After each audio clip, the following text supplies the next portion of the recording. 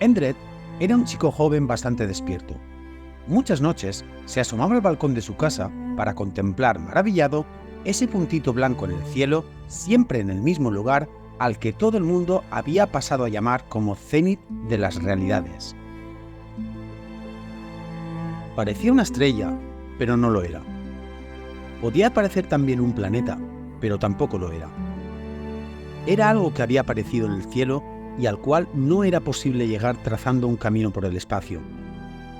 O al menos no era posible hacerlo trazando ese camino por la realidad de los humanos. Aunque Endred era muy pequeño, comprendía perfectamente el misterio que lo envolvía. ¿Cómo era posible que un cuerpo pudiera ser visto desde cualquier lugar y en cualquier dirección, siempre en el cénit de todo observador? ¿Cómo se podía alcanzar la ubicación de un cuerpo que aparecía en lo alto de la cabeza de una persona en un planeta, pero también lo estaba para otra persona al otro lado del mismo planeta? Recordaba a la perfección esa primera vez en la que escuchó hablar de él en el patio del colegio. Fueron sus amigos quienes le explicaron que algo terriblemente extraño e inexplicable había aparecido en el universo y que todos los científicos estaban volviéndose locos para tratar de explicar qué era. Se quedó profundamente impactado cuando comprendió la rareza de lo que había sido descubierto. Se quedó maravillado con la naturaleza del cénit de las realidades. Maravillado, sí, hasta el punto en que se hizo una promesa para sí mismo. Algún día llegaré al cénit de las realidades.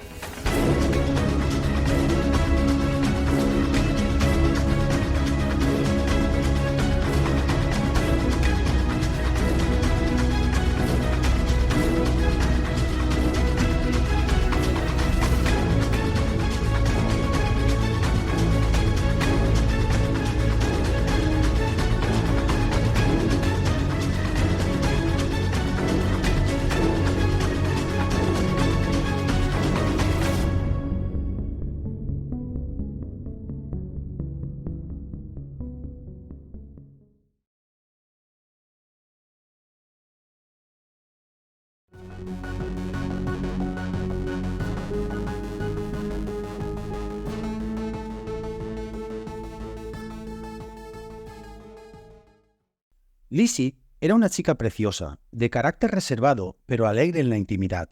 Junto con Frid, era una de las personas de mayor confianza que había tenido Johnny desde que resucitó en la época del futuro. Hacía pocos días que había estado con Johnny realizando una investigación en busca de una anomalía por motivo del sabotaje a la construcción de una ciudad espacial. Aunque ella no llegó a participar, supo que Johnny y otros compañeros habían logrado acceder al interior de la medusa, de donde supuestamente procedía el origen de la perturbación. Pocos días después de aquello, Lizzie fue enviada a otra ciudad espacial en busca de una nueva alteración, la cual parecía guardar semejanza con la primera que fue detectada. Muy cerca de esa ciudad había un asteroide de tamaño mediano en el que se había construido un elemento tecnológico que se conocía como Torre de Energion. La red de Energion consistía en un sistema de torres que se disponía estratégicamente por el interior de toda la galaxia con la finalidad de distribuir la energía y la información a todos los lugares habitados y de hacerlo de una manera eficiente y objetiva.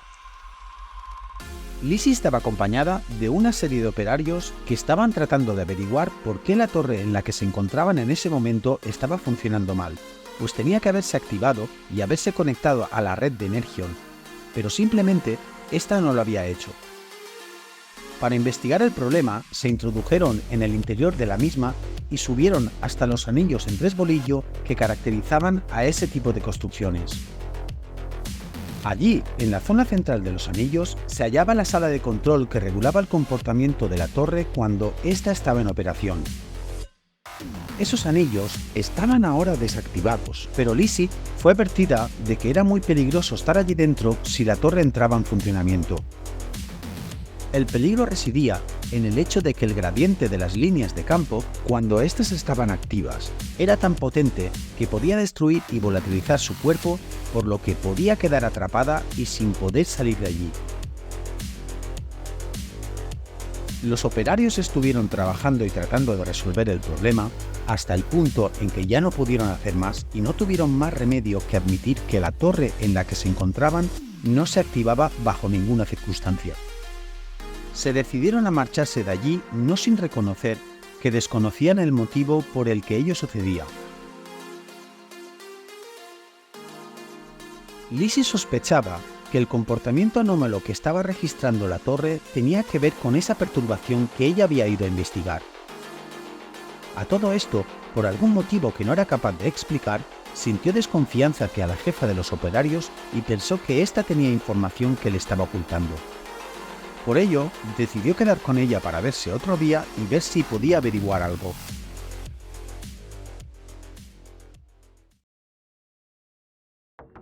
Pocos días después, ambas se encontraron en un planeta llamado Retromars, un lugar extraordinario en el que unos picachos de roca altos y esbeltos subían al espacio para introducirse progresivamente en el interior de una membrana llamada horizonte de eventos. Este planeta era de una especie única en el universo, ya que esa membrana permitía el paso de la materia al universo de Irmaón, pero a su vez la física implicada impedía el paso directo de las personas a ese mismo dominio físico.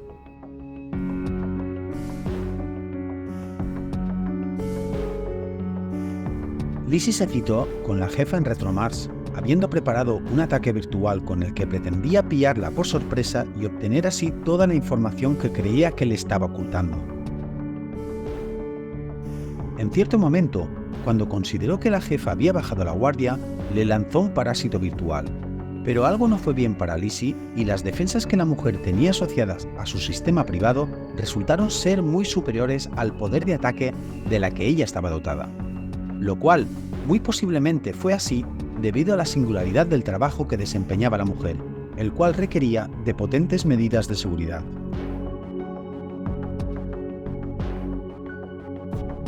De este modo, su parásito fue contrarrestado y aniquilado, lo que hizo que Lizzie se frustrara mucho.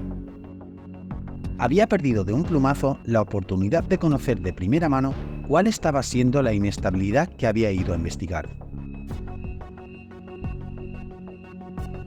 Por eso mismo, sin poder controlar su sentimiento de rabia y sin ser del todo consciente de sus acciones, Lizzie cometió una imprudencia. Se fue ella sola a otra torre de Energeon que también se encontraba apagada en ese momento y se introdujo en su interior con la esperanza de que el ordenador central le proporcionara la información clave del problema que tenía entre manos.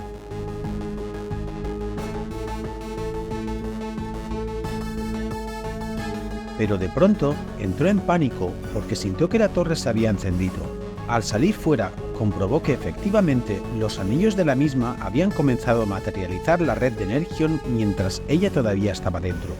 La torre se había conectado y ella se encontraba ahora completamente rodeada por el fenómeno tan peligroso sobre el cual había sido advertida, sin poder salir y sin poder comunicarse con nadie. La tecnología que tenía implantada y que le permitía vivir en el espacio vacío fue desactivándose poco a poco conforme fueron pasando las horas, hasta que finalmente la energía se agotó, estando ella allí dentro de la torre y sin haber podido salir.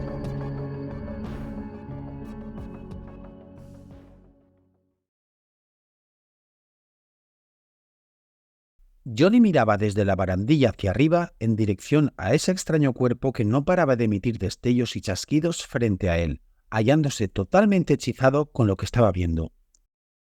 Poco antes había hecho uso de un código con forma de sucesión de habitaciones que el ser de la especie Dinox, atrapado en el interior de la medusa, había compartido con él. Gracias a ese código y de una solución satisfactoria al problema que impedía a los humanos llegar a la posición de la estrella Quina, evitando con ello las perturbaciones que la supernova cuántica estaba provocando en el espacio-tiempo. Previo a poner a prueba su teoría y tratar de alcanzar así la posición de la estrella Quina, Johnny se ganó el derecho a trabajar con un elemento tecnológico que se conocía como esfera de Gates, el cual se encontraba secretamente alojado en un laboratorio especial. Durante su trabajo con la esfera, Johnny descubrió unos parámetros ocultos que se cerraban en lazo sobre un lugar específico del laboratorio en el que se hallaban. Su compañero y amigo Fried le acompañó para mostrarle qué era ese lugar y en ese momento Johnny estaba viéndolo desde la barandilla de la plataforma a la que había accedido. Lo que Johnny estaba viendo era un objeto que estaba supuestamente pegado al techo de la estancia y que aparentemente estaba dotado de varios sectores esferoidales que chisporroteaban con chasquidos de diferente forma e intensidad. Daba la sensación de que cada esferoide de chasquidos tomaba parte del espacio-tiempo de su interior y lo hacía vibrar de una manera diferente. La solemnidad que desprendía el cuerpo en cuestión era hechizante y cautivadora. La sensación que tuvo en ese instante fue de una majestuosidad inusitada, llegando a advertir de un solo vistazo cómo un elevado número de maquinaria tecnológica apuntaba hacia ese extraño objeto que estaba a pocas decenas de metros por encima de él.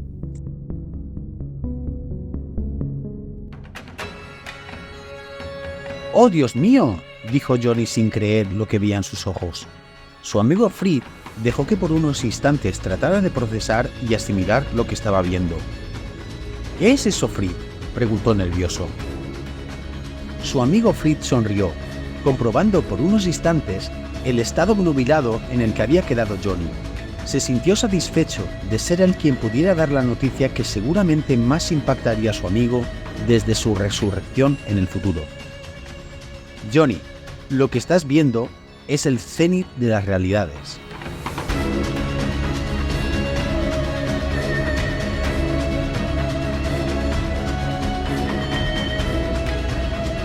La expresión de Johnny fue de una perplejidad sin precedentes.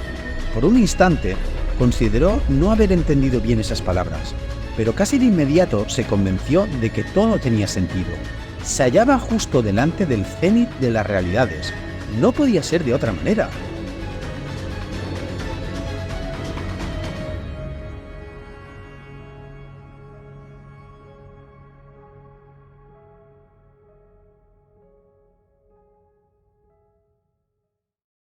El cenit, esa entidad misteriosa que tanto tiempo llevaba buscando comprender y a la que tantos millones de personas estaban estudiando y analizando, se encontraba ahora mismo delante de él, casi a su alcance. En esos momentos el propio cenit le mostraba su verdadera forma y le exhibía un misterioso comportamiento. Pero al mirarlo nuevamente, Johnny se dio cuenta de que seguía sin entender cómo era en verdad. No pudo evitar hacer en alto las preguntas más evidentes que le vinieron a la cabeza casi de inmediato. ¿Cómo era posible que el cenit se encontrara en ese lugar? ¿Cómo era posible que ellos se encontraran tan cerca del cenit? ¿Acaso la humanidad había conseguido finalmente llegar a él? Y así era. Su amigo Fritz se lo confirmó. La humanidad había conseguido llegar al cenit. Esa entidad espectral, que tenía la posibilidad de verse desde cualquier lugar y en cualquier dirección, estaba a escasa distancia de su posición. Ese lugar desde donde Johnny en esos momentos estaba contemplando todos los detalles del cenit era la posición más cercana desde la cual se le podía ver. La humanidad había llegado a la ubicación del cenit, pero todavía no había logrado tocarlo. Y súbitamente, como si la propia idea hubiese estado sobrevolando desde siempre su cabeza y en ese preciso instante se hubiese derramado sobre él, Johnny se dio cuenta de que el cenit estaba formado por unos elementos físicos que en el futuro se conocían como redactores. Los redactores eran los elementos más fundamentales que conocía la ciencia contemporánea. Eran unas piezas de la física mucho más elementales que los átomos, los quarks y el resto de partículas y cuerdas fundamentales. Incluso estaban muy por debajo de la longitud de Planck y del concepto de métrica. Los redactores eran el propio espacio-tiempo coqueteando con una física tan profunda que a efectos científicos podía decirse que eran el mismo concepto de tejido y energía sobre el que se manifestaba y se construía la propia realidad. Mientras todavía se sentía impactado por la noticia, apareció en escena un conocido suyo llamado Radler, que se aproximó por sorpresa a Fritz y Johnny para hablar con ellos. Radler era quien había estado con ellos en el momento en que los tres habían entrado dentro de la Medusa pocos días atrás. Era un hombre rígido y desapacible, pero terriblemente inteligente y digno de admirar. Fue él quien había diseñado la estación en la que se encontraban todos ellos en ese preciso momento, la cual terminó siendo la primera y hasta la fecha única construcción que se había conseguido anclar, aunque sin tocarlo, sobre el cenit de las realidades. Radler le explicó a Johnny que la primera persona que había conseguido llegar al Zenith fue un hombre aventurero que se llamaba Endred. Lo había conseguido de una manera muy poco sofisticada que consistió en mutar su cuerpo para que su organismo se asemejara a la biología de un Dinox. Aunque no fuera un método muy sofisticado, había utilizado una técnica muy parecida a la que se usaba para crear a los interdendrores de diferentes especies conocidas, como aquel que fue usado mucho tiempo atrás para hablar con los conocidos como seres cuánticos. No obstante, el paso que Endred había dado sirvió a otros científicos como engranaje para deducir una forma más apropiada de llegar al mismo lugar a la ubicación del Zenith sin poner en riesgo la vida propia. Radler también le confesó que aunque en su momento ninguno de ellos lo sabía, el Dinox que había llegado al Zenith era precisamente ese que habían encontrado en la Medusa y con el que Johnny había tenido un encuentro. Ese Dinox, portador en su interior de los recuerdos y los pensamientos del hombre que se llamaba Endred, era el que le había trasladado a Johnny la sucesión de habitaciones que le había servido para ganarse el derecho de estar allí. A pesar de que las piezas comenzaban a encajar, Johnny no daba crédito a todo lo que estaba escuchando. Para mayor sorpresa todavía, Radler también le contó un detalle muy inquietante del laboratorio en el que se encontraban en esos momentos. El detalle consistía en una curiosa propiedad que hacía uso de la inteligencia artificial que se autorreplicaba.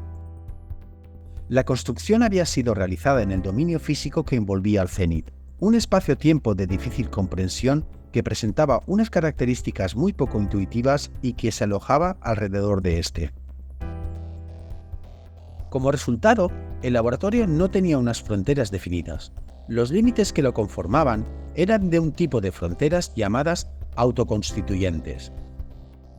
En otras palabras, el laboratorio no tenía fin, ya que sus instalaciones interiores se iban generando automáticamente por inteligencia fractal cuando un observador se aproximaba a la frontera.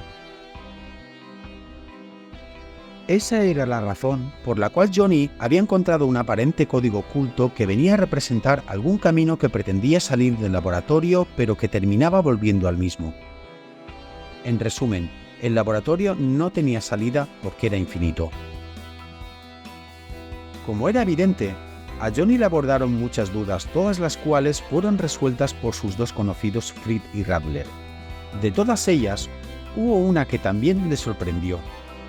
Los científicos concluían que el Zenith de las realidades era un constructo de alguna forma de entidad consciente con la que hasta la fecha los humanos todavía no habían podido comunicarse.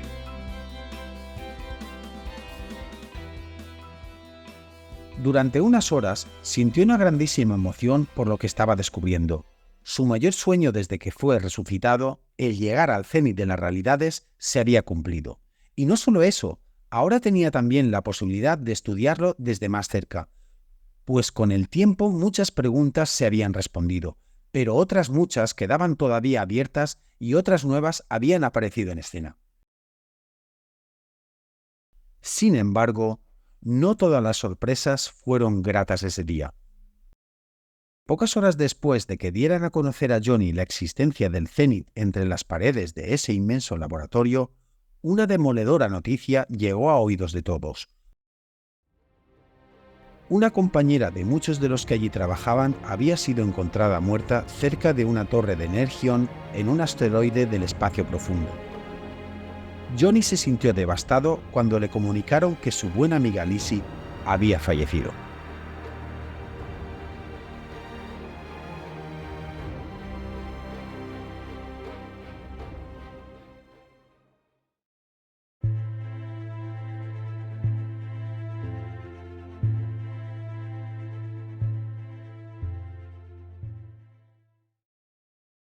La galaxia al completo se estremecía. Pocos días antes, los científicos habían registrado un extraño y preocupante fenómeno que había sido bautizado con el nombre de frentes de autoconsistencia. Y lejos de estar menguando su amenaza, en muy poco tiempo la actividad de esos frentes se había incrementado hasta el punto en que sus efectos no podían ser ignorados. Mucha gente, científica o no, comenzó a hablar de estas extrañas entidades y muchas preguntas inquietantes comenzaron a ser formuladas en la mayor parte de las conferencias y conversaciones. ¿Qué son los frentes de autoconsistencia? ¿En qué consisten? ¿De qué fenómeno físico se trata? Lo que los científicos comenzaron a explicar al ciudadano de a pie no iba mucho más allá de una descripción que hacía entender que estos extraños cuerpos eran la propia reacción de la física contra la invasión de la tecnología. En otras palabras, la propia realidad estaba tratando de hacer frente al abuso tecnológico que la humanidad estaba haciendo, especialmente de la realidad complementaria llamada Irmaón y de la red de transporte energético que recibía el nombre de Energión. Estas dos tecnologías estaban llenando al universo de una intensa concentración de inconsistencias, hasta el punto en que la realidad no podía admitir mayores niveles de esa alteración.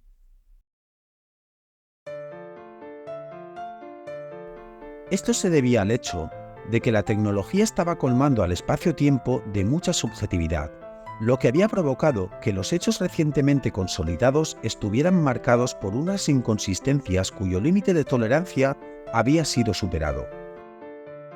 Por eso mismo, y del mismo modo que una pelota rebota sobre una pared contra la que choca, en la realidad humana acababan de rebotar unos efectos físicos espontáneos que pretendían corregir todas las inconsistencias que se estaban acumulando.